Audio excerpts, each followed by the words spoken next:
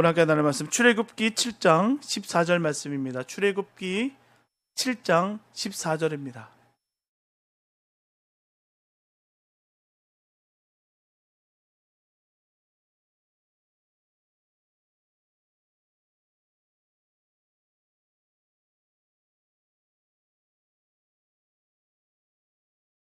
출애굽기 7장 14절 말씀입니다. 주님의 귀한 말씀 우리 함께 합독하시겠습니다. 시작. 여호와께서 모세에게 이르시되 바로의 마음이 완강하여 백성 보내기를 거절하는도다. 아멘. 구약 성경의 첫 번째 책은 우리가 다 아시다시피 창세기입니다. 또 두 번째 책은 출애굽기죠. 창세기는 하나님께서 이 세상 만물을 창조하신 그 내력을 기록한 책입니다. 그러므로 창세기는 모든 것의 시작이 기록되어 있어요. 모든 것의 시작. 그래서 천지의 시작, 인류의 시작, 역사의 시작, 결혼의 시작, 노동의 시작, 제사의 시작 등등, 심지어 죄의 시작도 창세기에 기록되어 있습니다. 죄의 시작은 사망을 초래했어요. 죄로 인해서 모든 사람은 다 죽음에 직면하게 됐죠. 드디어 하나님은 사람을 죄에서 구원할 계획을 세우셨습니다. 그것이 창세기 12장의 내용부터 시작되는 아브라함의 시작이에요. 이 하나님의 구원 계획이 실제로 적용된 것이 바로 출애굽기입니다. 출애굽기는 구약의 구원론입니다. 출애굽기는 애굽에 노예가 된 이스라엘 백성들을 구해낸 구원의 역사예요. 동시에 이것은 하나님께서 모든 인류를 죄에서 구원하시는 구원의 표본이 됩니다. 오늘은 이스라엘 백성들이 어떻게 애굽의 노예에서 구원함을 얻었는가를 우리가 살펴봄으로 말미암아 우리도 이 죄악 세상에서 어떻게 구원함을 받을까를 생각해 보고자 합니다. 이스라엘 백성들이 애굽으로 내려간 것은요, 불가피한 일이었어요. 간절히 원하고 소망하고 그렇게 되기를 갈망하는 마음으로 가는 것이 아니라 불가피한 일이었다는 것이죠. 왜요? 그때 천하의 흉년이 들어서 다 굶어 죽게 됐어요. 애굽에만 양식이 있었습니다. 먹고 살기 위해서는 애굽으로 내려가는 수밖에 다른 도리가 없었어요. 살 길입니다. 거기로 가야 돼요. 애굽은 죄악 세상을 가리킵니다. 성도도 먹고 살기 위해서는요, 세상으로 내려가지 않으면 안 됩니다. 교회 안에만 있었다고 되는 것이 아닙니다. 우리가 세상 속에 함께 일원으로 살아가야 되는 것이죠. 이스라엘 백성들이 애굽으로 내려갔을 때 먹고 살 길이 열렸어요. 그것은 요셉을 종으로 팔아먹은 것이 인연이 되어서 70명의 그 가족이 우대를 받으며 흉년에 살아남을 수가 있었습니다. 요셉이 애굽의 총리가 되어서 실권을 가지게 된 것을 요셉은 하나님의 섭리라 생각했어요. 요셉 형들이 요셉을 만났을 때 죄를 회개하며 부끄러움을 금치 못했습니다. 너무 심했죠. 동생을 아무리 미웠다 할지라도 어떻게 사지를 올 수가 있겠습니까? 인간이라고 한다면 말입니다. 아무리 미워도요. 근데 그때 요셉은 말합니다. 형님들 부끄러워하지 마세요. 하나님께서 우리 형제들의 생명을 구원하시려고 나를 형님들 앞서 보낸 것뿐입니다. 나를 애굽의 종으로 팔았다고 해서 근심하거나 결코 부끄러워하지 마세요. 야곱의 70명의 가족이 애굽으로 내려가는 것이 하나님 뜻일까요? 아니면 아니겠습니까? 야곱이 요셉이 보낸 수레를 타고서 애굽으로 내려가려고 했을 때 부엘사바에 제단을 쌓고 하나님께 물었어요. 하나님이요, 내가 애굽으로 내려가리까 말리까? 왜냐하면 하나님은 언제나 아브라함의 자손들로 하여금 애굽으로 내려가지 말라 하셨어요. 그 조상들은 애굽으로 가는 것을 쿡쿡 말렸고요. 가서 좋은 결과가 하나도 없어요. 아브라함과 이삭이 애굽으로 내려갔다가 실패를 맛봤다는 것이죠. 이 모든 것을 지켜본 것을 야곱은 알고 있었습니다. 결코 애굽으로 가서 좋은 결과가 없었다는 거예요. 야곱의 질문에 대한 하나님의 대답은 내려가라. 내가 너로 하여 거기서 큰 민족을 이루리라. 그래서 야곱은 기쁘게 애굽으로 내려갔어요. 하나님의 뜻은 죄악된 세상으로 하나님의 백성들을 내려보내서 죄의 종이 되게 합니다. 죄의 종이 된 것이 잘못된 것인 줄 알고 살려달라고 부르짖었을 때에 구원해내는 것이 바로 하나님의 뜻이라는 거예요. 결코 거기에 좌절하거나 절망하거나 끝이라 여기지 마시기 바랍니다. 때로는 우리가 죄악에 시달리고 신음할 때가 얼마나 많아요. 근데 그 또한 은혜라는 거예요. 우리가 새까맣게 까먹고 살 때가 얼마나 많은지 몰라요. 우리가 정말 위기를 닥쳤을 때, 어려움을 닥쳤을 때 진정 주님의 역사가 보이는 것이고요. 그 역사를 보는 가운데 우리가 회복되고 주님의 사랑을 우리가 깨닫게 된다는 사실입니다. 그전에는 당연하게 여겼고요, 마땅하다고 여겼을 때가 얼마나 많은지 몰라요. 그러나 정말 고통 중에 거할 때 우리를 건져내 주시고 위로하실 때 그 위로하심과 큰 사랑이 깨닫게 된다는 것이죠. 그래서 하나님은 야곱에게 애굽으로 내려가라고 한 거예요. 애굽이 영원히 살 복지가 되기 때문에 애굽으로 내려가라는 것이 아닙니다. 주님이 예비한 땅이 아니에요. 애굽에서 이스라엘 백성들은 잘 살았어요. 그 하나님의 지시하심으로 말미암아 그간 잘 살았습니다. 왜요? 요셉 덕분에 야곱의 자손들은 그 고센 땅에 자리 잡고 목축을 했어요. 좋은 땅입니다. 기름진 땅이에요. 짐승이 잘 되는 땅입니다. 푸른 초장이기에 목축업이 잘 되는 그런 땅이에요. 그들 중에 유능한 사람은 바로의 짐승을 관리했어요. 이스라엘 백성들은 창대해졌습니다. 400년이 지난 후에 70명이었던 가족이 장정만 60만 명이 넘는 큰 민족이 됐어요. 그런데 문제는 이스라엘 백성들이 애굽 사람들의 노예가 되어버렸다는 거예요. 그 이유는 이스라엘 백성들은 애굽에 살면서 애굽 사람들과 동화가 되지 않았다는 거예요. 섞여지지가 않았다는 거예요. 애굽 사람들과 결혼도 하지 아니하고 사업도 같이 하지 아니하고 심지어 애굽 사람들이 그토록 섬기는 그 신 또한 섬기지 않았어요. 말과 풍속과 신앙이 있어서 이스라엘 백성들은 자기들 것만 고집했어요. 그렇게 되니 이스라엘 백성들은 애굽에 사는 이방인이 될 수밖에 없습니다. 이방인이 되니 적이 됐죠. 적이 되니 종이 될 수밖에 없습니다. 그렇게 수순을 밟고 가는 거예요. 정조를 지키고 지조를 지키다 보니까 결국 그들로 하여금 미움을 받게 되고요, 원수가 됐다는 거죠. 이처럼 하나님 백성은 세상에서 적이 될 수밖에 없어요. 적이 되면 종이 됩니다. 서로 충돌을 일으킬 수밖에 없다는 것입니다. 이스라엘 백성들은 애굽 관리들에게 끌려가서 흙을 이기고 벽돌을 구웠어요. 아이를 낳으면 남자아이는 학살당했고요, 날이 가면 갈수록 멸시와 천대와 학대가 점점 더 심해졌습니다. 그때 이스라엘 백성들은 여호와 하나님께 부르짖었습니다. 여호와여, 우리를 구원하소서. 우리들의 조상 아브라함과 이삭과 야곱에게 약속한 땅으로 다시 돌아가게 하소서. 우리는 이 땅에서 살 수가 없습니다. 이스라엘 백성들의 부르짖는 소리를 들으시고 하나님은 모세를 보내셨어요. 하나님은 모세를 어머니 태중에서부터 불렀습니다.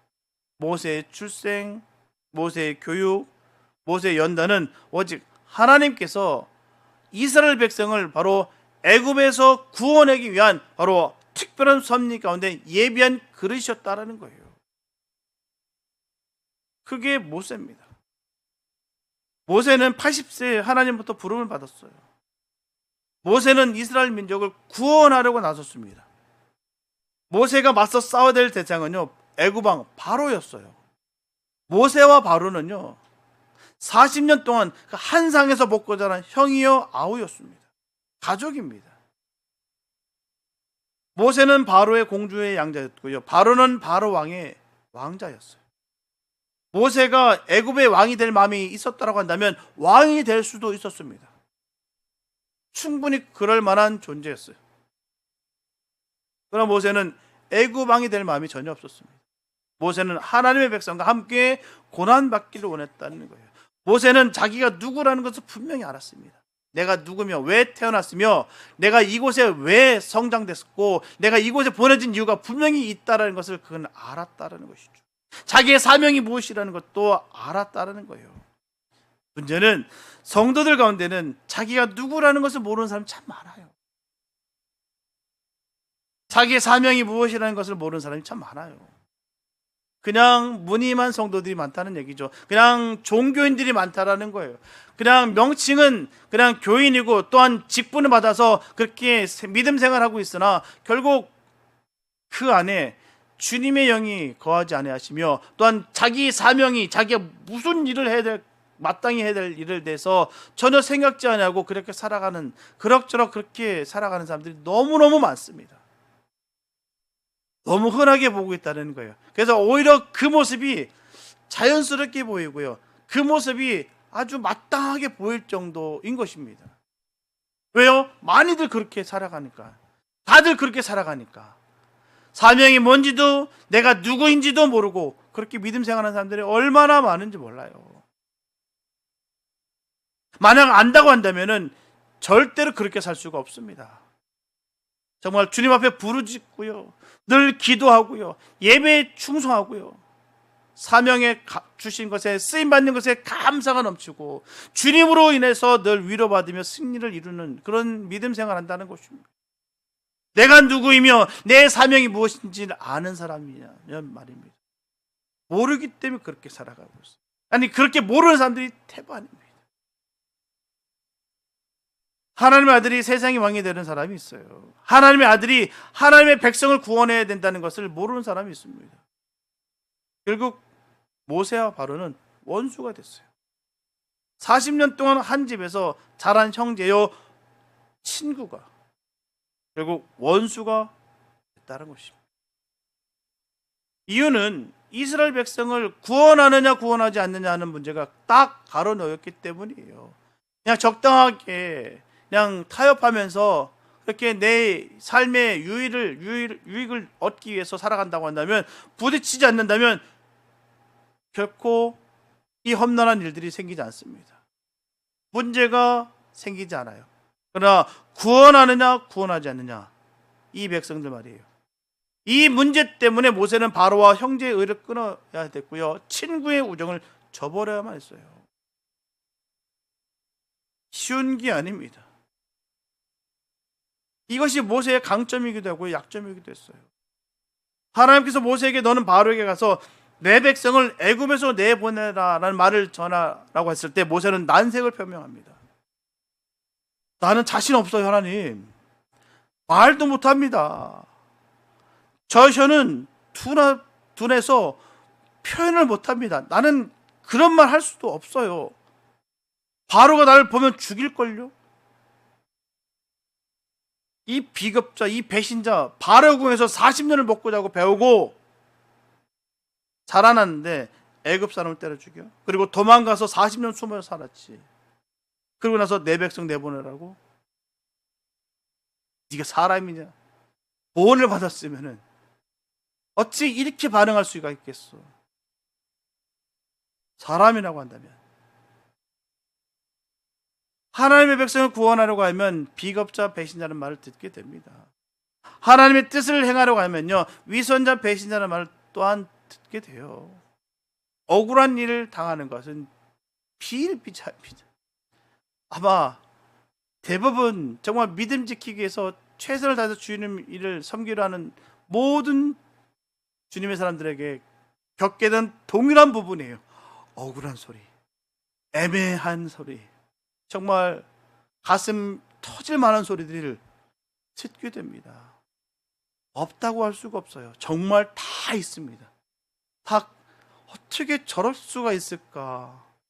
야, 어떻게 나한테 저렇게 심하고 모진 말을 할 수가 있을까? 어떻게 저렇게 배신을 하고 나에게 등에 칼을 꽂을 수 있을까?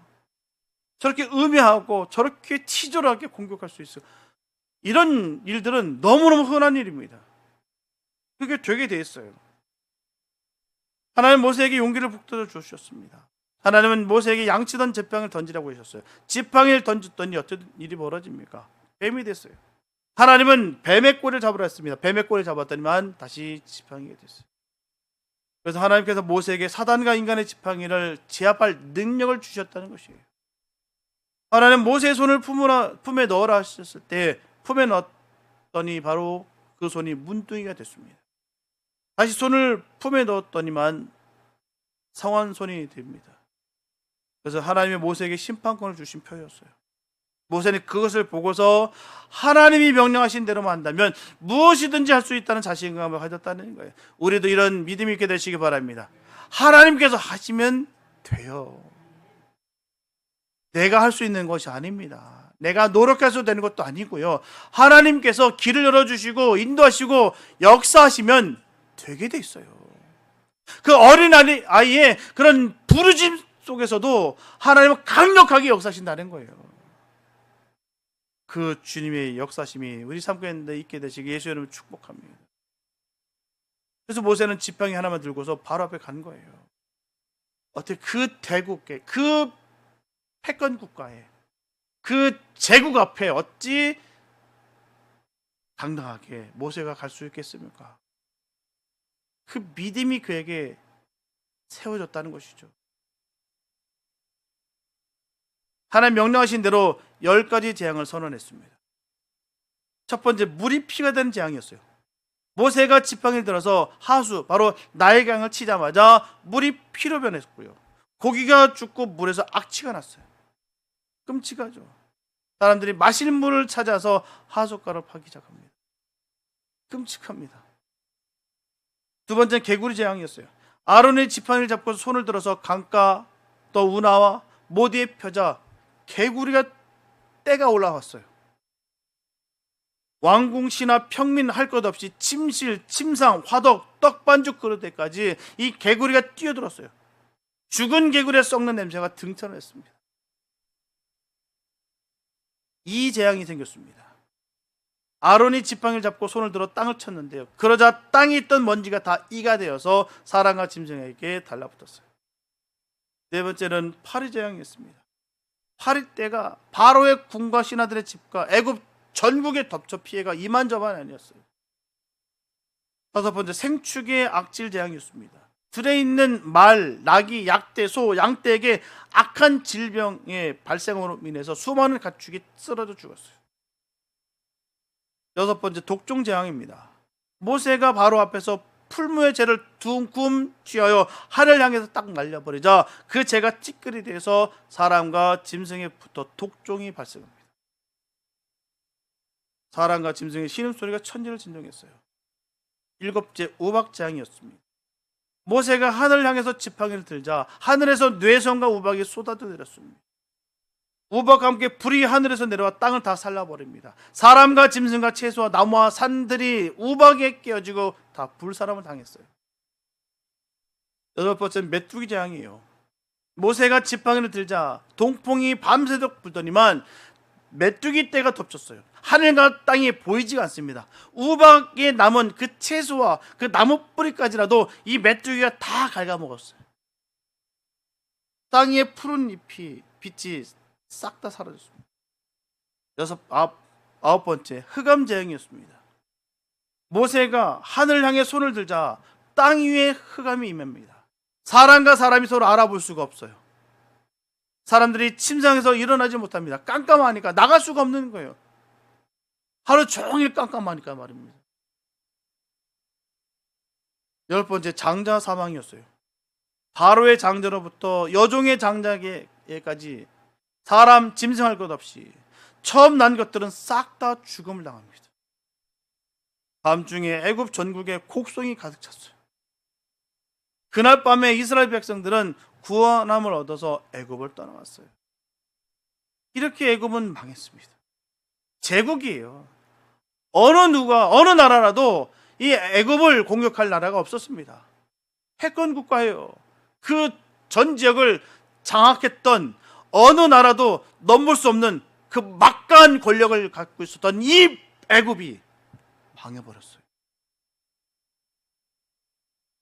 사람, 짐승, 채소, 나무, 강, 땅이 다 폐허가 됐습니다. 애굽은 이때 이후 다시 일어나지 못하고 있어요. 지금까지 가난한 나라입니다.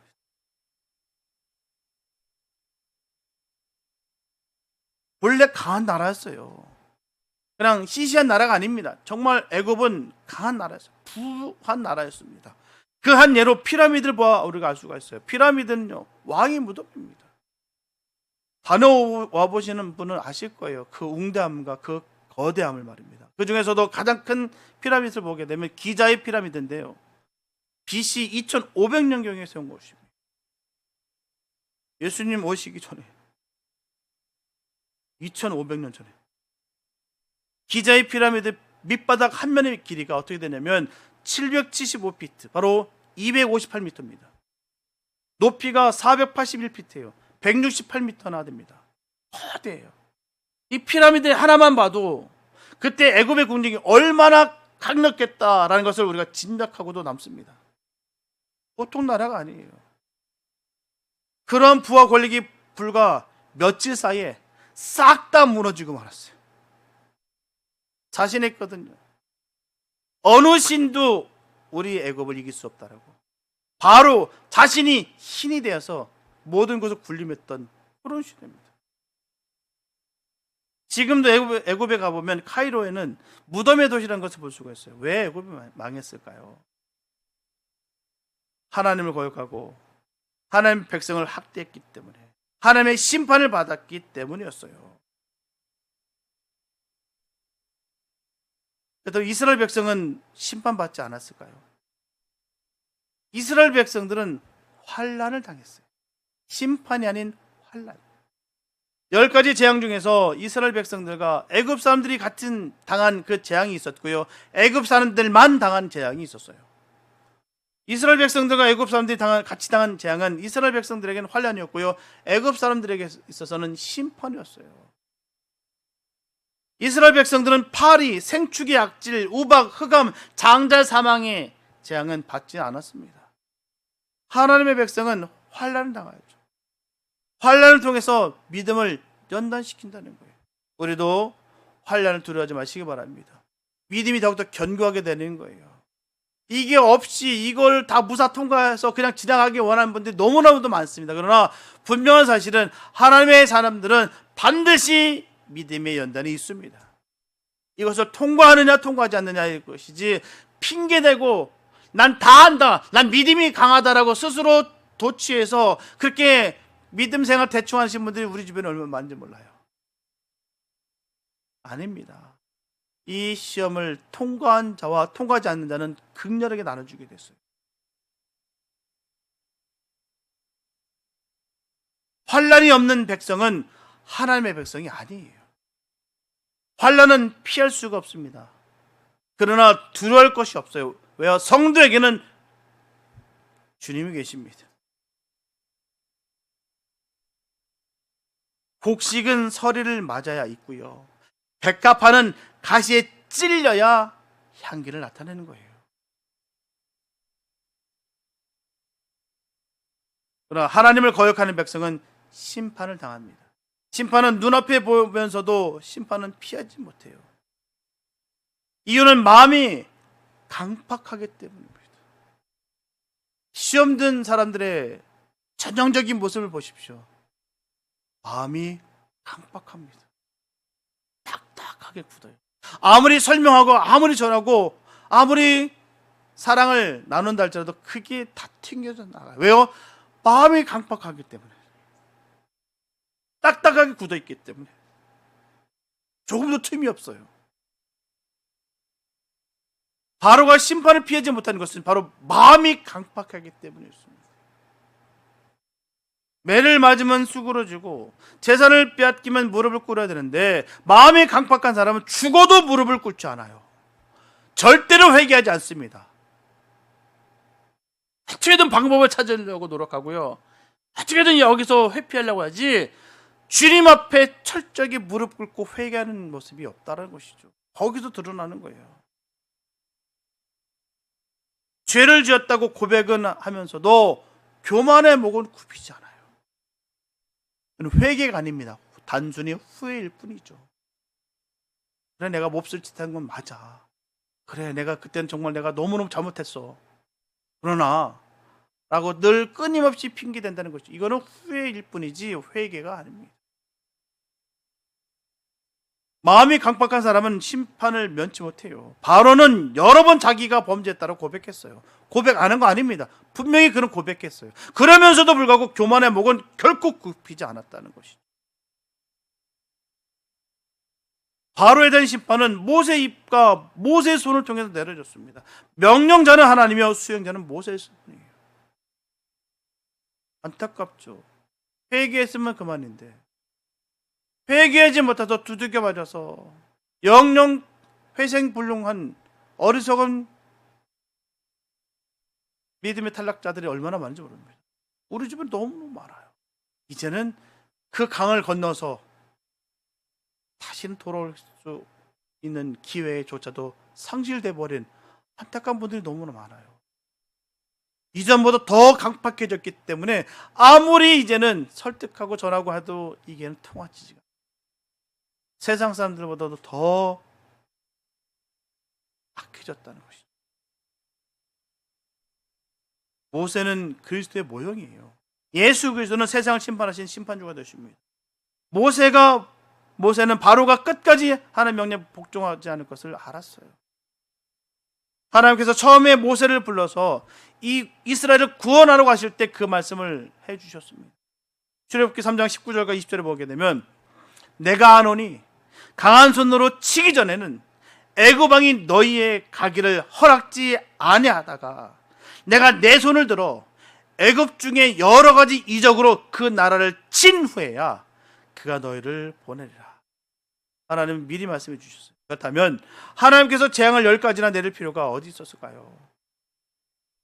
하나님 왜 애굽을 단번에 멸망시키지 아니하시고 마치 고양이가 쥐를 잡아 어르듯이 이리 치고 저리 쳐서 만신창이가 된 후에 결국 멸망시킨 이유가 무엇일까요? 거기에는 두 가지 이유가 있습니다. 첫째 이유는 출애굽기 10장 2절에 너로 내가 애굽에서 행한 일들 곧 내가 그 가운데서 행한 표징을 내 아들과 내 자손의 귀에 전하게 하려 함이라. 너희가 나를 여호와인 줄 알리라. 이스라엘 자손들을 하여금 보고 듣고 경험하는 가운데 여호와 하나님은 어떤 하나님이며 애굽은 왜 망했으며 이스라엘은 어떻게 구원을 얻었는가를 깨닫감이었다는 거예요. 이게 얼마나 귀한지 모릅니다. 우리가 그런 증거된 삶을 살았으면 좋겠어요. 당신을 보니까 살아계신 하나님을 볼 수가 있겠습니까? 있습니다. 당신의 기적들을 우리가 봄으로 인해서 정말 하나님이 신실하게 역사하시는 것을 봅니다. 정말 우리가 삶 가운데, 우리 사역 가운데 이런 일들이 벌어졌으면 좋겠어요. 정말 아름답게도 하나부터 열까지 세심하게 섬세하게 하나님께서 조율하고 계신 것이 우리들의 그 사역 가운데, 우리의 삶 가운데 그대로 투영됐으면 참 좋겠습니다. 우리 자녀들이 그 모습을 보면 얼마나 기뻐하겠습니까? 야, 우리 부모님들이 모습 속에서 정말 하나님 살아계시는구나. 정말 그 살아계심을 우리가 깨닫게 되는구나.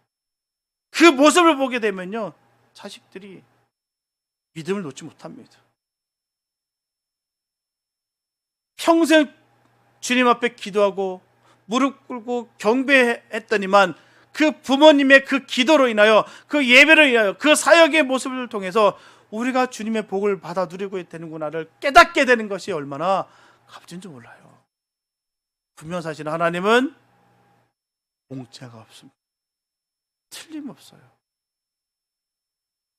분명히 주님께서 일러주신 거예요. 내가 내 손을 애굽 위에 펴서 이스라엘 자손을 그 땅에서 인도해낼 때에야 애굽 사람이 나를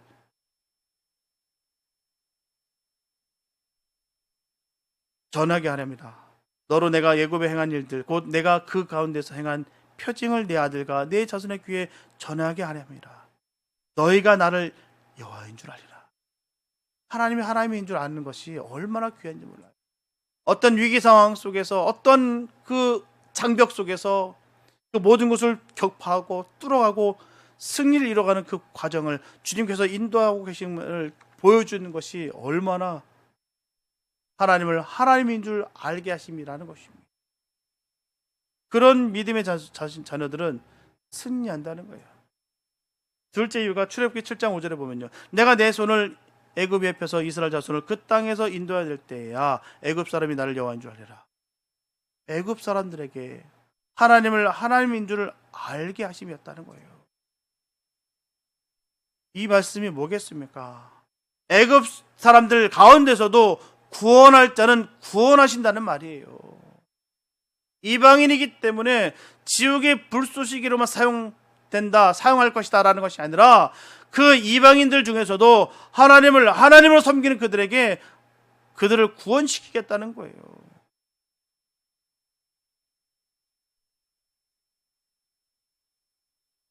하나님의 심판 앞에서는요, 아무도 변명할 수가 없어요. 우리는 스스로 늘 변명하고 핑계대죠. 난 듣지 못했다. 내가 그때 만약에 그 기적을 보여주셨다고 한다면 내가 예수님을 믿었을 텐데부터 시작해서 여러 가지 변명할 구실들을 우리는 찾으려고 노력합니다. 많은 사람들 마찬가지예요. 신앙생활, 우리가 믿음을 생활하는 가운데서도 그런 데가 얼마나 많은지 몰라요. 핑계댈 때. 근데 주님은 그 핑계를 변명할 기회를 주시지 않는다는 거예요. 하나님의 자비는 무한하고요, 하나님의 공의는 철두철미하다는 거예요. 하나님의 심판대 앞에서는 아무도 변명할 수가 없어요. 구원은 무사, 무통, 분만이 아닙니다. 죄 중에 살면서 환난을 당하면서 받는 것이 구원이에요. 아무런 감각도 없이 아무런 일도 벌어지지 않는 가운데 믿음이 세워지고 자라는 것이 아니라 힘들고 어렵고 그 환난을 당하는 가운데 바로 믿음이 성장되는 것이고요, 구원의 역사가 이루어지는 거예요. 죄인이 심판을 받아 멸망하는 것을 보면서 받는 것이 구원입니다. 전장에서 포탄이 떨어져 앞뒤에 있는 전우들이 싹 다 죽는 것을 보면서 기적적으로 생명 건지는 것이 구원이에요. 그러면 우리는 구원의 은혜에 감사해야 될 줄 믿습니다. 그런 가운데 우리를 선별하여서 자녀 삼아주시고 건져주시고 영원한 생명 주신 것이 얼마나 감사한지요. 이게 정말 구원받은 감격이 거기 있는 것입니다. 그냥 값싼 구원이 아니라 하나님께서 정말 그 피를 흘려주심으로 말미암아 그 많은 희생을 통해서 나를 찾아주시고 나를 건져주셨다는 거예요. 그래서 그 감격이 너무너무 귀하다는 거예요. 그 은혜로 인하여 우리가 언제라도 늘 승리를 이룰 수 있는 것이고요, 기도하며 주님을 만날 수 있는 거예요.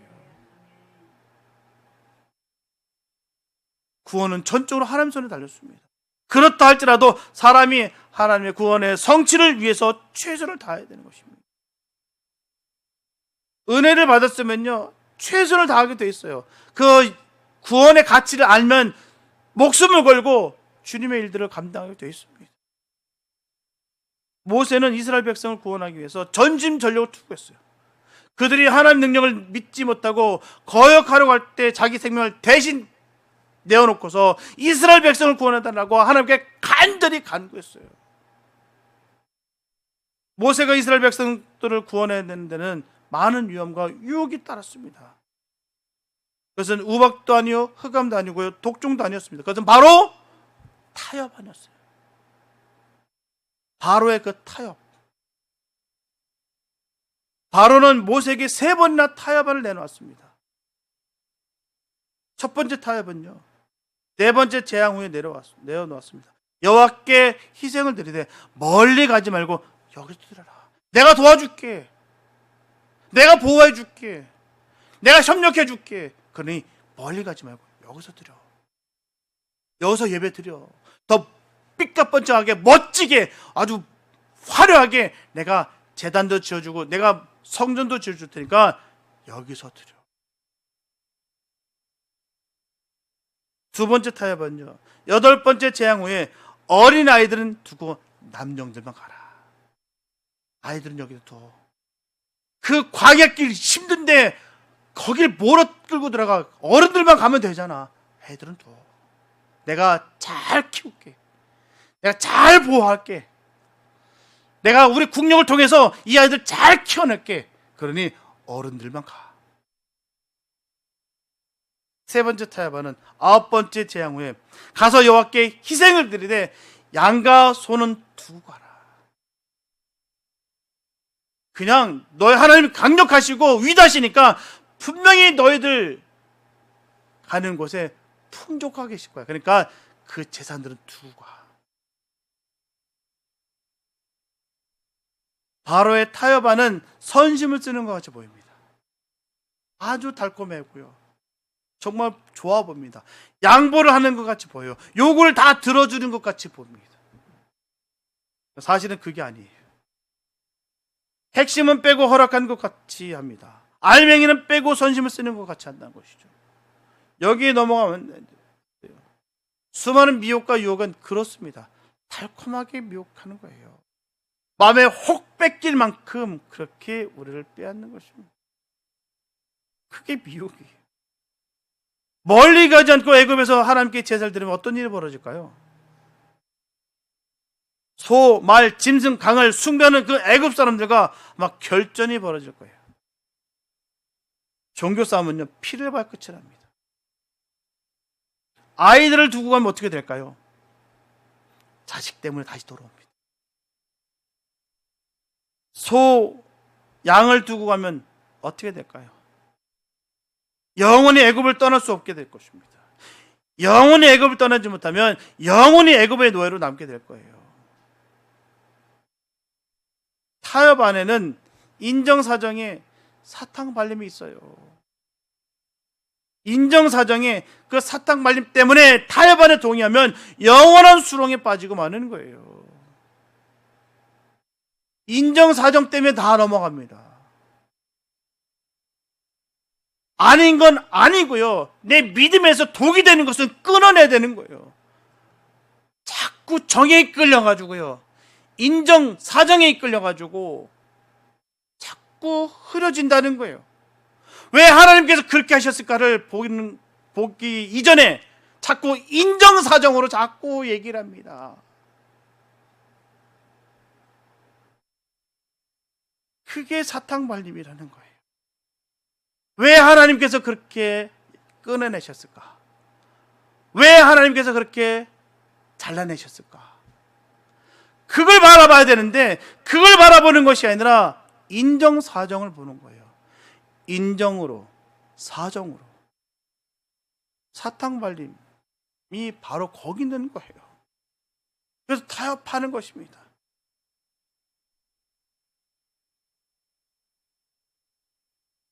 구원은 완전히 애굽을 떠나는 거예요. 구원은 영원히 애굽을 떠나는 것입니다.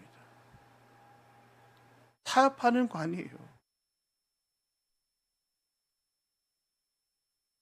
할아버지, 할머니, 아들, 딸, 며느리, 사촌, 오촌 다 같이 떠나는 것입니다. 그 중에 하나라도 빠지면 나고자가 돼요.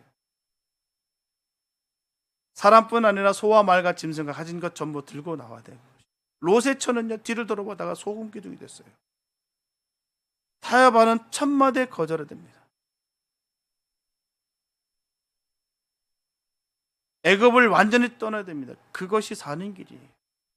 그것이 죄에서 구원 얻는 것입니다. 우리는 애굽 같은 세상을 떠나왔어요. 아직도 출발조차 못하고 있지는 않은지 모르겠습니다. 출발조차 못했다고 한다면 무슨 때문일까요? 자식 때문에, 재물 때문일까요? 멀리 갈 것 없어요. 여기서 같이 살자는 바로의 타협 안에 동의를 해버린 저 사람들이 아닐까요? 우리는 왜 미국에 왔을까요? 그 조국을 등지고서 왜 미국에 와 있을까요? 좋아서 왔어요. 싫은데 억지로 정말 귀양살이 온 거 아닙니다. 좋아서 왔어요. 잘 살기 위해서 왔습니다.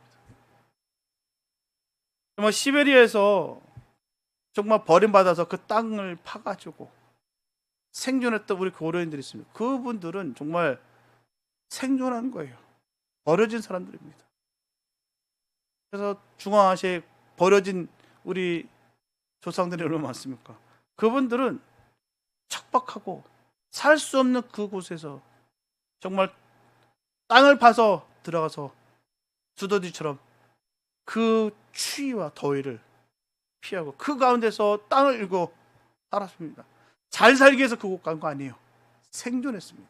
근데 미국은 달라요. 좋아서 왔어요. 잘 사는 나라이기 때문에, 부강한 나라니까 내가 미국 가면은 어떻게 해요? 돈 벌기 좋고 돈 쓰기 좋고 공부하기 좋고 공부해서 좋은 직장 가지기 쉬워. 미국에 왔어요. 그냥 온 거 아닙니다. 언제까지 미국에 살까요? 죽는 날까지 살 것입니다. 우리가 죽은 후에 미국은 어떻게 될까요? 영원히 부유한 나라로 그렇게 남을까요? 리노, 라스베가스가 영원히 저렇게 화려하게 서 있을까요?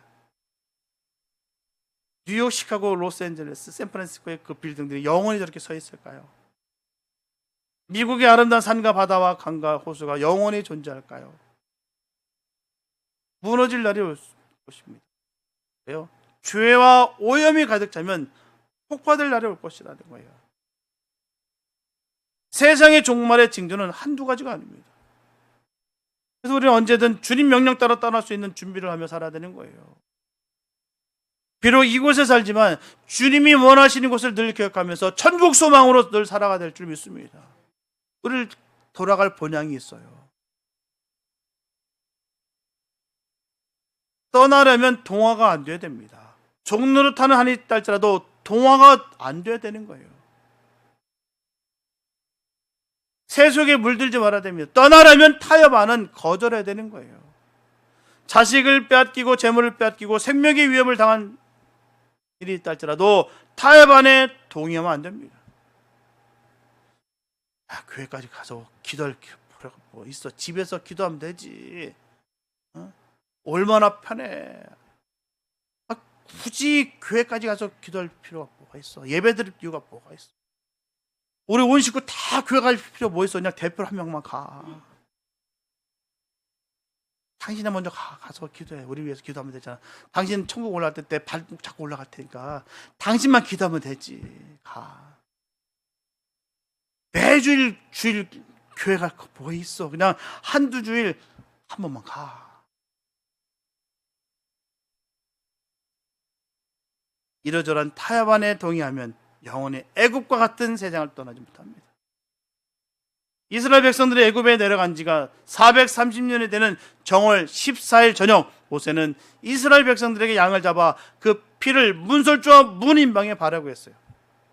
신을 신고 허리띠를 띠고 양고기를 먹으라 했습니다. 그리고 애굽을 떠나라고 할 때 나를 따르라고 했어요. 모세를 따른 사람들은 애굽을 떠난 자연이 되었습니다. 모세를 향해서 네가 누구냐? 누가 너를 보냈느냐? 여호와가 누구냐? 이적을 보이라 하는 사람들이 있었어요. 그들은 애굽을 떠나지 않았습니다. 여기 기반이 다 닦여 있는데 충분히 내가 잘 살고 있는데 내가 왜 떠나? 또 떠났으나 광야에서 쓰러져 죽고 말았습니다. 그 1세대들이 다 죽고 늘 삶 속에서 타협하다 보니까 인정사정의 사탕발림으로 타협 안에 동의하다 보니 하나님의 관계는 결코 깊어지지 아니하고 그냥 적당히 다리 하나는 세상에 다리 하나는 주님의 뜻에 따라 가랑지가 찢어지는 그런 상황 속에서 그렇게 믿음 생활하는 사람들이 얼마나 많은지 몰라요. 그들이 바로 광야에서 다 쓰러져 죽은 거예요. 맨날 애굽에 생각하면서 애굽에서는 고기도 먹었는데 거기서 내가 잘 먹고 잘 살았는데 비록 힘들고 어렵다 할지라도 그래도 사는 거는 그래도 괜찮았는데 넉넉했는데 늘 원망하고 불평하고 하다 보니 하나님을 섬기지 아니하고 그냥 적당하게 종교인의 그냥 성도의 무늬만 지켜 살아가는 그들에게 결국 광야에서 쓰러져 죽었다는 것이죠. 우리도 마찬가지예요. 왜 잘라내셨을까? 왜 결단을 요구하시는 걸까? 라고 했을 때 인정사정으로 말미암아 우리가 사탕발림으로 넘어갈 이유가 없습니다. 그렇게 되면 무너지는 거예요. 적당히 해. 남들만큼 해. 왜 그렇게 믿음 생활할 필요가 뭐가 있어? 그렇게 하는 건 그게 광신이고 그게 바로 사람들을 어렵게 만드는 거예요. 왜 불편하게 해? 적당히 해. 그렇게 살아가. 수많은 타협안들이 우리 귀에 늘 들려옵니다. 사랑하는 성도 여러분, 예수님을 따르시기 바랍니다. 예수님이 하신 기적을 보고 예수님을 따르시기 바랍니다. 육신의 목숨이 끝나기 전에 예수님을 따르시기 바랍니다. 세상이 망하기 전에 예수님을 따르시기 바랍니다. 세상이 심판의 물속에 잠길 때는 이미 늦었어요. 세상이 심판의 물속에 잠기기 전에 애굽과 같은 세상에서 구원 얻는 성도들 되시길 예수 이름으로 축복합니다. 이스라엘 백성들이 종의 굴레를 벗어버리고 애굽을 떠났던 것처럼 우리는 죄인의 누명을 씻어버리고 죄악된 세상을 떠나야 되는 거예요. 구원은 생과 사의 문제입니다. 구원은 영원히 죽느냐 영원히 사느냐의 문제예요. 너무너무 귀한 것입니다. 너무너무 중요한 부분이에요. 적당히 타협하면서 인정사정에 묶여서 살지 마시기 바랍니다. 하나님 뜻이 무엇인지를, 하나님 왜 그렇게 하셨는지를 바라보시면서 우리가 주님 뜻에 살아갈 수 있는 우리가 됐으면 좋겠습니다. 구원에 대한 명확한 해답을 얻고 사는 복 있는 저와 여러분 되시길 예수 이름으로 축복합니다. 그러므로 구원 얻는 길이 무엇이며 구원을 얻었으면 어떻게 살아야 한다는 삶의 방향과 의지를 정립하고 살아가는 복된 성도들 다 되시기 바랍니다.